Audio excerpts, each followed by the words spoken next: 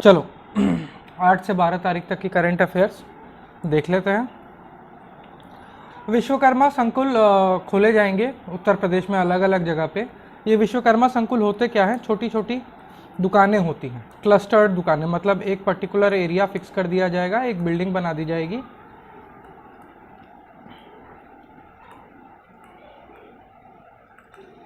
ठीक है।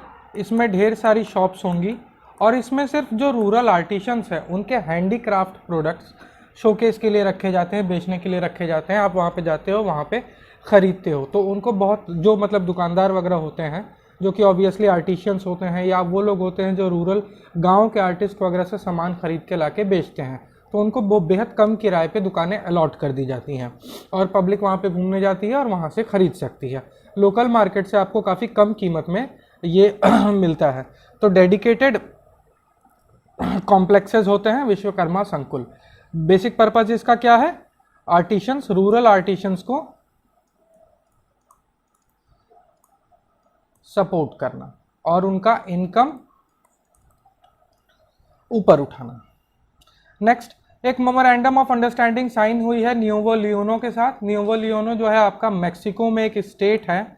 इसके तहत बाइलेटरल इन्वेस्टमेंट्स किए जाएंगे। बाइलेटरल इन्वेस्टमेंट्स का मतलब कि ये मेक्सिको और ये इंडिया और यहाँ पे हमारा छोटा सा उत्तर प्रदेश, तो यहाँ से भी यहाँ इन्वेस्टमेंट होगा, यहाँ से भी यहाँ इन्वेस्टमेंट होगा, टूरिज्म सेक्टर में, इंफ्रास्ट्रक्चर में, फार्मा में और एग्रीकल्चर में, ठीक है। वहाँ के बिजनेसमैन यहाँ पे इन्वेस्ट कर सकते हैं, उत्तर प्रदेश के बिजनेसमैन वहाँ पे जाके इन्वेस्टमेंट कर सकते हैं। इन्वेस्टमेंट वगैरह करने पे इनको काफ़ी सारी सब्सिडीज़, डिस्काउंट्स, टैक्स बेनिफिट्स वगैरह मिलते हैं, ठीक है। मैप पे देख लो, ये आपका न्यूवो लियोनो है, ये मेक्सिको स्टेट है और ये न्यूवो लियोनो है आपका, ठीक है।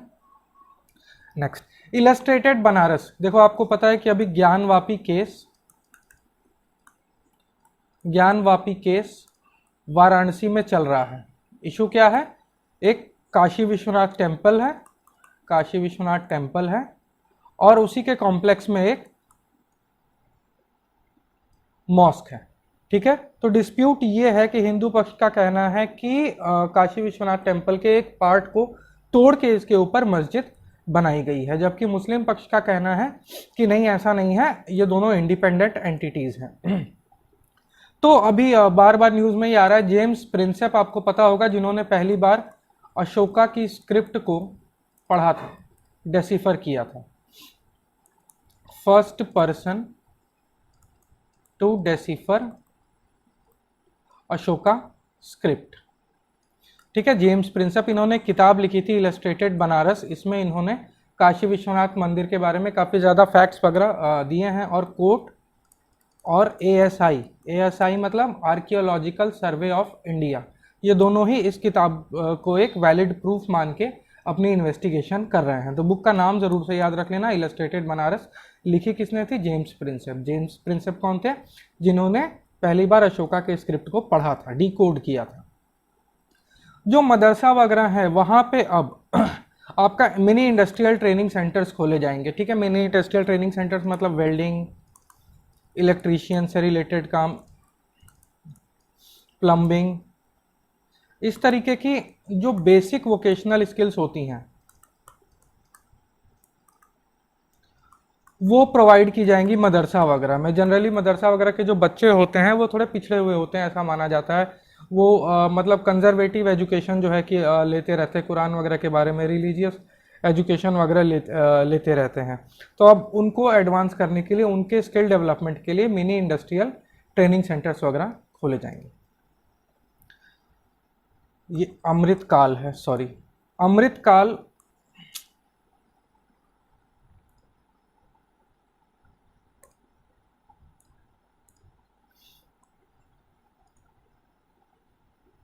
Amritkal Sanskrit talent hunt examination, ये कंडक्ट कौन कर रहा है? यूपी माध्यमिक संस्कृत शिक्षा परिषद बोर्ड, जो आपको पता है कि अभी पिछले कुछ सालों में बना था।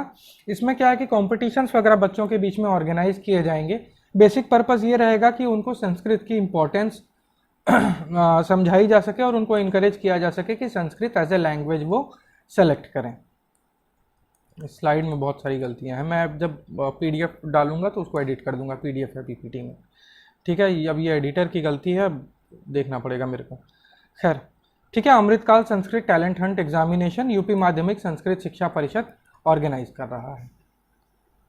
नेक्स्ट, डीजी गवर्नेंस मतलब डिजिटल गवर्नेंस में उत्तर प्रदेश ने एक और माइलस्टोन अचीव किया है। अब ऐसा है कि जो लेजिस्लेटिव असेंबली के मेंबर्स होंगे, यानी जिनको कि आप विधायक बोलते हो, ये कहीं से भी वर्चुअली पार्टिसिपेट कर सकते हैं। ठीक है, इनको ज़रूरी नहीं है कि आपको सदन में जाना ही जाना है। आप अपने एरिया में अगर कोई डेवलपमेंट कार्य चल रहा है या किसी भी तरीके से आप बिजी हैं, तो आप घर बैठे ही पार्टिसिपेट कर सकते हैं। उत्तर प्रदेश दर्शन पार्क, ये वेस्ट टू वंडर पार्क होगा। मतलब जो कबाड़ चीज़ें हो जाती हैं, जैसे टायर हो गया, डिस्कार्टेड प्लास्टिक हो गया, ठीक है, जो वेस्ट वगैरह होता है, उनसे उत्तर प्रदेश के जितने इंपॉर्टेंट मंदिर वगैरह है ना, उनके वो रेप्लिकास वगैरह क्रिएट किए जाएंगे और पार्क में आपके रखे होंगे। तो एक तो ये तुम्हारा एक मतलब पार्क का भी काम करेगा, दूसरी बात एक अवेयरनेस भी क्रिएट करेगा लोगों के अंडर में कि वेस्ट जो है, वेस्ट को आप कैसे यूटिलाइज कर सकते हो। आपने आसपास अपने घरों में कई लोगों को देखा होगा, प्लास्टिक की जो डिस्कार्डेड बॉटल्स वगैरह होती है उसमें पेड़ पौधे लगा लेते हैं, टायर्स वगैरह को बेंच की तरह इस्तेमाल करते हैं, टेबल वगैरह की तरह इस्तेमाल करते हैं। ठीक है, ये लखनऊ में खोला जाएगा। ठीक, नेक्स्ट, बुलंदशहर डिस्ट्रिक्ट है उत्तर प्रदेश का, इसमें एक गांव है शहजादपुर, इसको ISO 9001 सर्टिफिकेशन मिला है। ISO 9001 का मतलब क्या होता है कि something is of approved quality. मतलब देखो, इन्होंने ना सॉलिड वेस्ट मैनेजमेंट में बड़ा अच्छा परफॉर्मेंस दिया है। अब ये सॉलिड वेस्ट मैनेजमेंट पे जितने भी क्राइटेरियाज रहे होंगे कि इस तरीके से सॉलिड वेस्ट को मैनेज करना है, तो इन्होंने, इस गांव के लोगों ने बहुत इफेक्टिवली अचीव किया है इसको। ठीक है, तो बुलंदशहर में शहजादपुर। नेक्स्ट, अमृत रथ यात्रा। देखो काकोरी ट्रेन एक्सीडेंट आपको पता है, काकोरी कांड और क्विट इंडिया मूवमेंट, इनकी 98th एनिवर्सरी है। तो उसमें कुछ आर्टिस्ट हैं जो टोटल 21 डिस्ट्रिक्ट्स में टूर करेंगे और हर डिस्ट्रिक्ट में अलग अलग इवेंट्स वगैरह ऑर्गेनाइज करेंगे इंडिपेंडेंस डे को सेलिब्रेट करने के लिए। एशियाटिक लायंस आपका तिरुपति जू से लखनऊ में लेके आएंगे। ठीक है, लखनऊ का जो चिड़ियाघर है वहां पे लेके आया जाएगा। मिनिमम वेज बोर्ड सेटअप किए जाएंगे। मिनिमम वेज बोर्ड जो सेटअप किए जाएंगे उत्तर प्रदेश गवर्नमेंट की तरफ से, एक एडवाइजरी बॉडी होगी। इसका पर्पस होगा कि आपका एक मिनिमम वेज फिक्स कर दें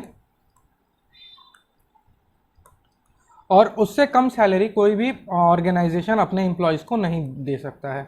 हालांकि ये देखा गया ना अक्सर कि ये जो मिनिमम वेज वगैरह होते हैं ये मैक्सिमम वेज बन जाते हैं।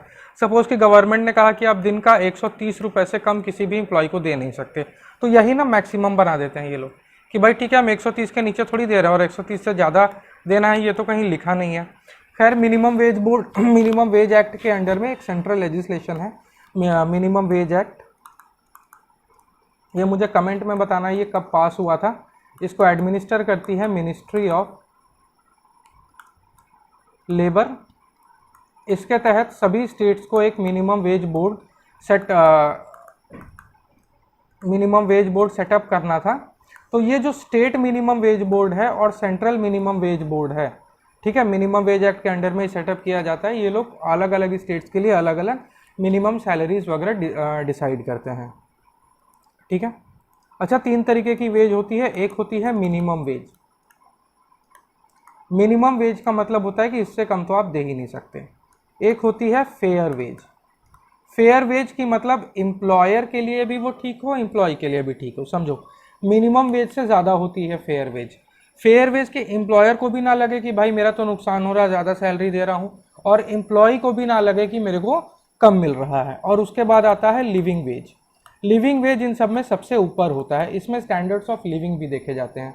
स्टैंडर्ड्स ऑफ लिविंग का मतलब आप बच्चों की स्कूलिंग करा सको, हेल्थ पे खर्चा कर सको, प्रॉपर जो सोसाइटी की सर्विसेज हैं जैसे पार्क्स हैं वहाँ जा सको, इलेक्ट्रिसिटी कनेक्शन ले सको, वाटर कनेक्शन ले सको, एक अच्छे लाइफस्टाइल को आप वो जी सको। तो आपकी जो वेज होती है ये इन दोनों के बीच में कहीं ना कहीं रहनी चाहिए। तो फेयर वेज बेसिकली देना चाहिए। तो मिनिमम वेज बोर्ड सेटअप करने का पर्पज़ ही यही है कि किसी भी कंडीशन में किसी भी एम्प्लॉय को आप इससे कम तो दोगे नहीं।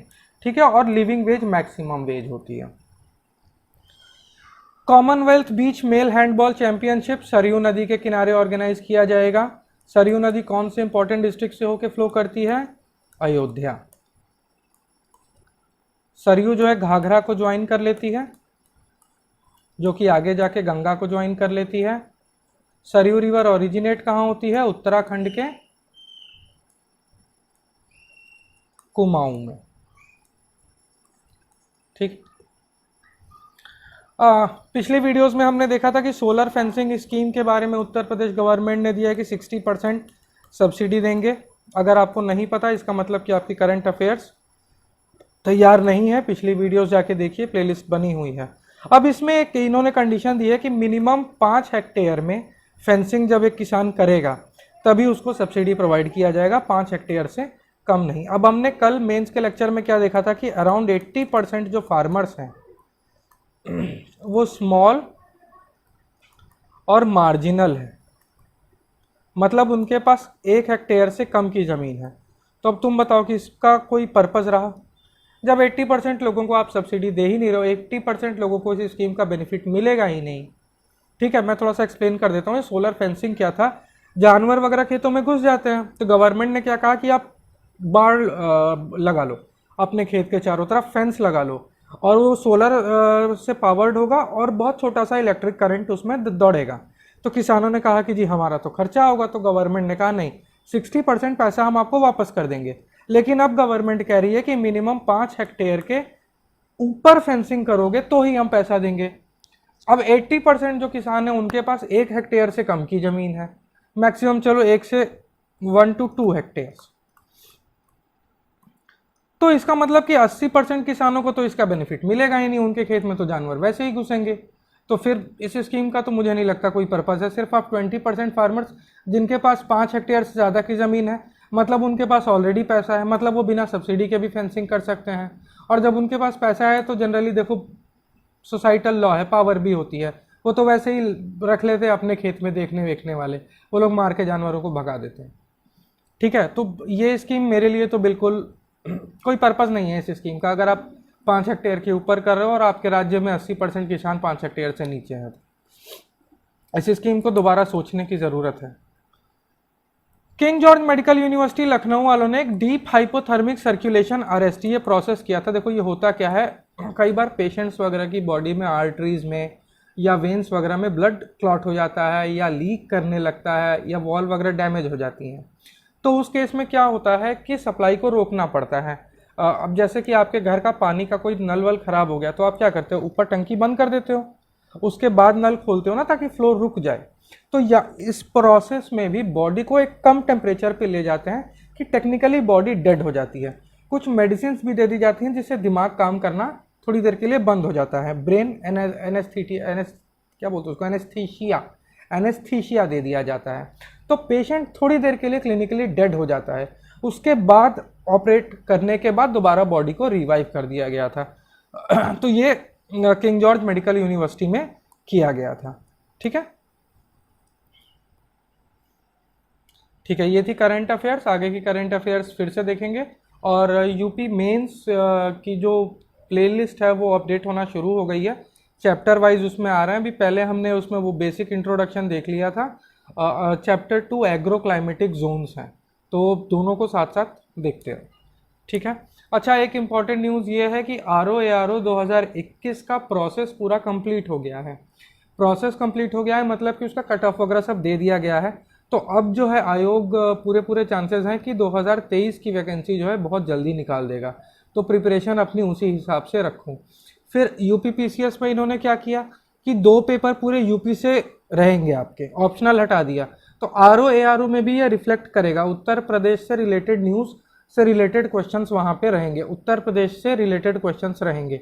तो उत्तर प्रदेश का तो अपना भाई कंट्रोल पूरा पकड़ के चलो। ठीक है, चलो, थैंक यू।